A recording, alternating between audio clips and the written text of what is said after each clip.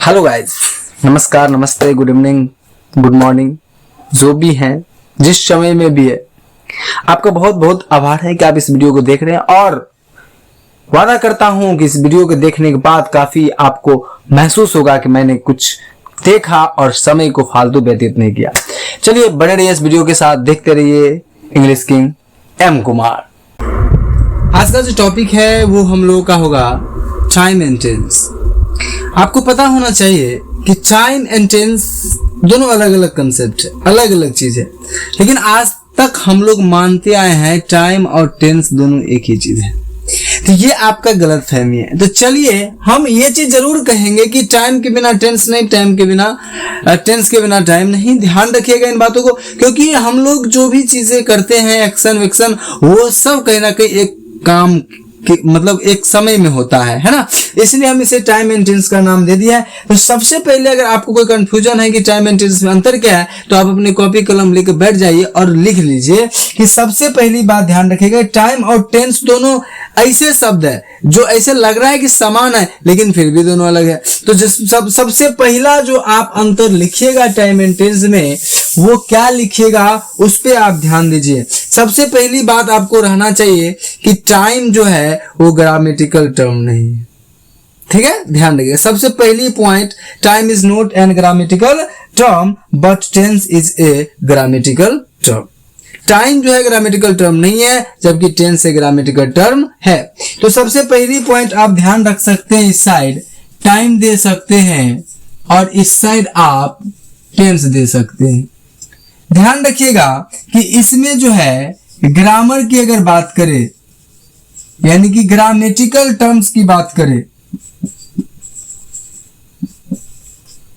तो इसमें होगा, इसमें नहीं होगा, टाइम में नहीं होगा, जबकि टेंस में यही चीज, सेम चीज, यानी कि ग्रामेटिकली टर्म होगा।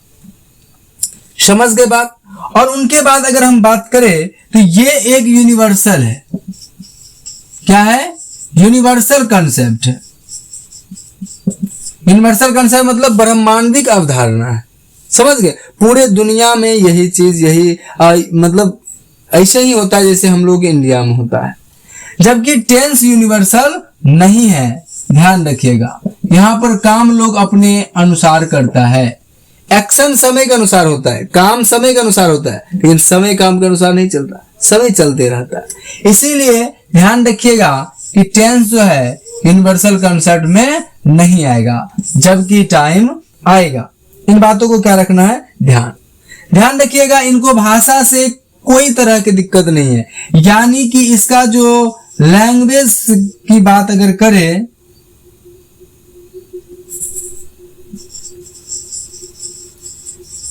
यानी कि इसकी लैंग्वेज से बात करें, ये लैंग्वेज से फ्री है, ये लैंग्वेज से फ्री है। समझ गए? इनमें स्वतंत्र है, और इनमें ये लैंग्वेज से स्वतंत्र नहीं है। इसमें ग्रामेटिकल टर्म लगता है, यानी कि अगर हम फ्री की बात करें तो ये नहीं है। इसमें ग्रामेटिकल टर्म भी लगता है और इसमें नहीं लगता है। टाइम एकदम स्वतंत्र है। ध्यान रखिएगा, टाइम से हम लोग कौन कौन चीज का पता लगाते हैं?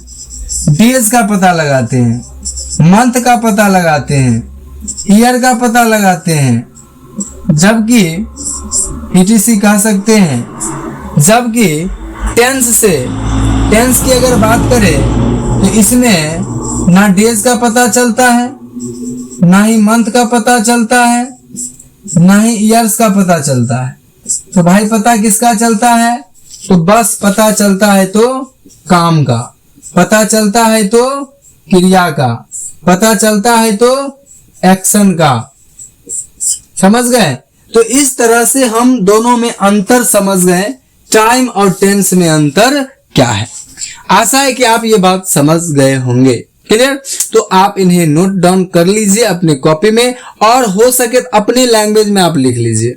ठीक है? कि ऐसे लिख सकते हैं कि टाइम ग्रामेटिकल टर्म को जो है नहीं रखता है, जबकि टेंस ग्रामेटिकल टर्म को रखता है। टाइम जो यूनिवर्सल कंसेप्ट है, जबकि टेंस यूनिवर्सल कंसेप्ट नहीं है। टाइम लैंग्वेज से बिल्कुल फ्री है, उनको कोई लेना देना नहीं है, जबकि टेंस लैंग्वेज से फ्री नहीं है, उनमें लैंग्वेज आना है और लैंग्वेज है इसीलिए तो टेंस है ना, ध्यान रखिएगा। इनसे टाइम से डेज मंथ ईयर etc का पता चलता है, जबकि अगर टेंस की बात करें इसमें डेज मंथ ईयर से कोई मतलब नहीं है, ये टाइम का पार्ट है, इनमें मतलब है तो एक्शन से, क्रिया से, वर्ब से। इन बातों को क्या रखना है, आपको ध्यान रखना है, ठीक है। तो चलिए हम इसे मिटाते हैं फिर आगे बढ़ते हैं। मिटा दे, नोट डाउन कर लीजिए।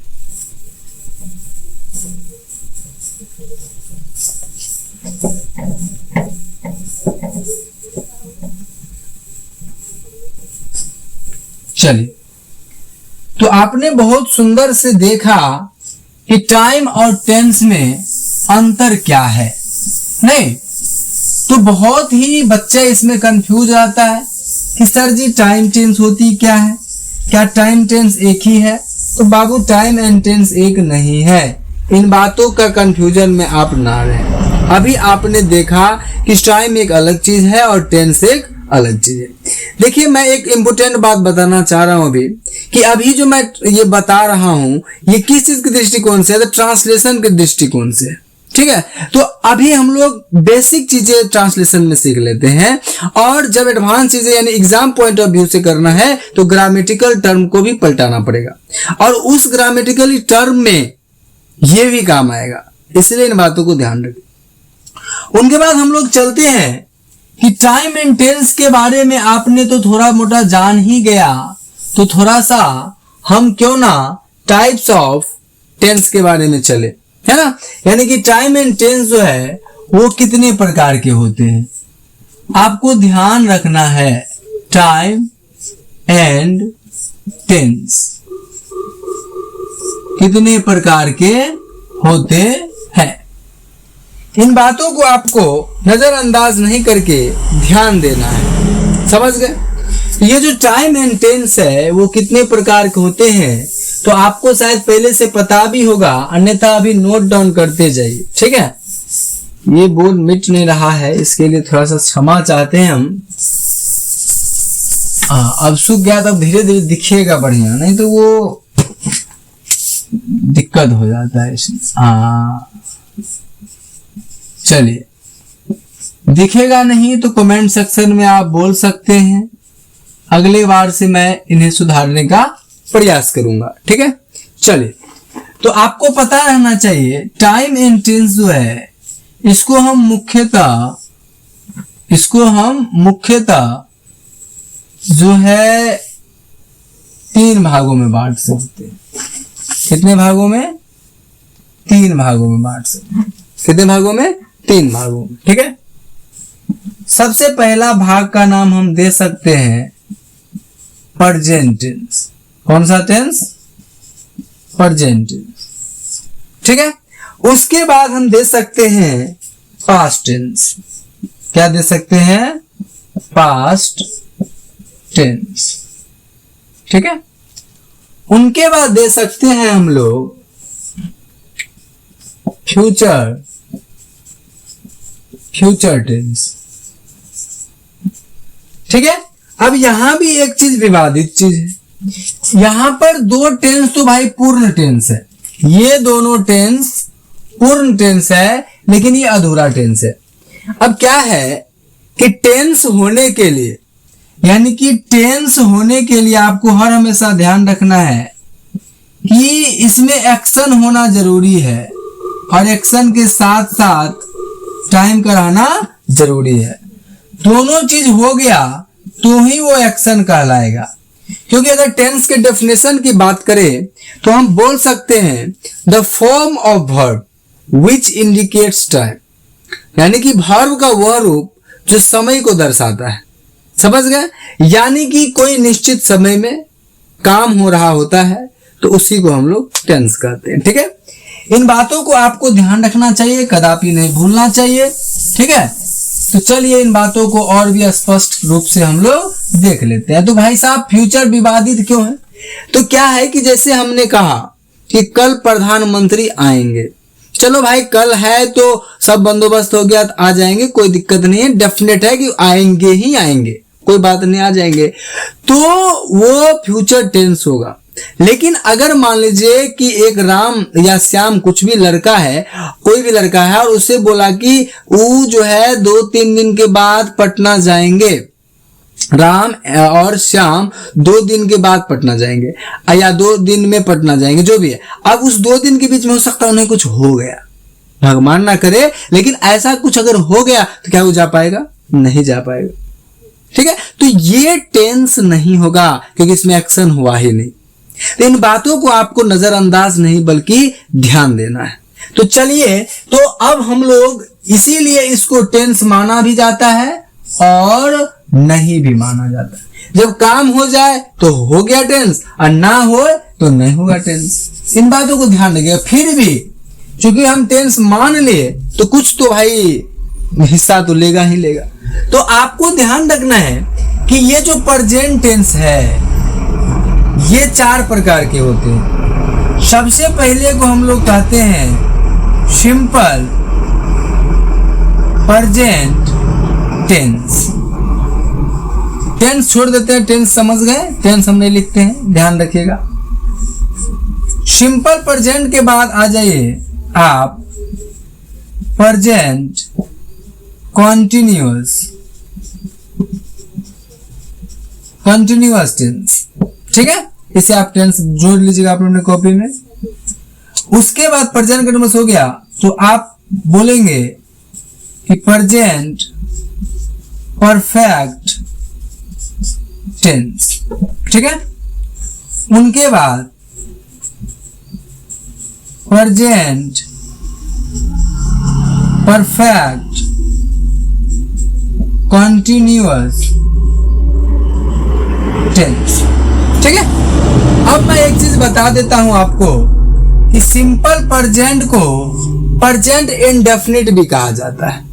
ठीक है, तो कंफ्यूज नहीं होना है, आप लिख सकते हैं प्रेजेंट इंडेफिनिट भी कहा जाता है। ठीक है, उनके बाद प्रेजेंट कंटिन्यूअस को आप कह सकते हो प्रोग्रेसिव टेंस। कौन सा टेंस? प्रोग्रेसिव टेंस या इम्परफेक्ट, प्रेजेंट इम्परफेक्ट ये भी कहा जाता है। इसके लिए कंफ्यूजन नहीं होना है। उसके बाद प्रेजेंट परफेक्ट को प्रेजेंट परफेक्ट कहते हैं, इनका कोई नाम नहीं है, ध्यान रखिएगा। उनका प्रेजेंट परफेक्ट कंटिन्यूअस, इनको कोई नाम नहीं है। इसी तरह से आप इसमें चले आइए, जब आपको ये याद हो गया तो ये भी याद हो जाएगा। इसमें भी ज्यादा कुछ नहीं करना है, प्रेजेंट की जगह मात्र पास्ट कर देना है, यानी कि सिंपल पास्ट। क्या कह सकते हैं?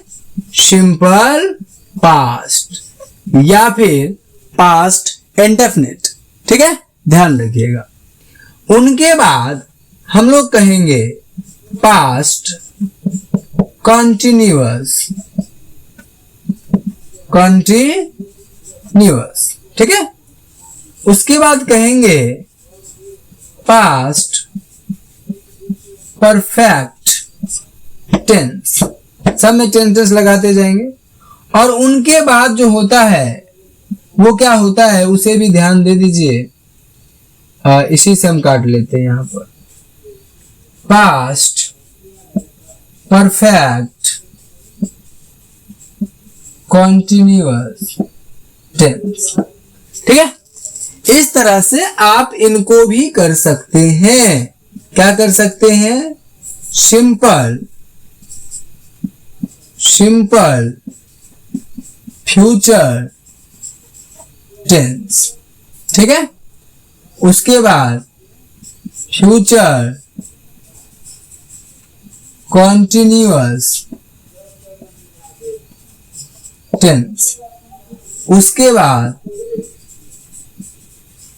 फ्यूचर परफेक्ट टेंस, उसके बाद फ्यूचर परफेक्ट कंटिन्यूअस टेंस। इस तरह से आपने देखा अभी kinds of tense, time and tense. आपको समझ में आ गया होगा। फिर हम इसे आप लोग स्क्रीनशॉट कर लीजिए, ठीक है, इनके बाद मैं वन बाय वन करके डिस्कस करूंगा। धन्यवाद, जल्दी से उतारिए।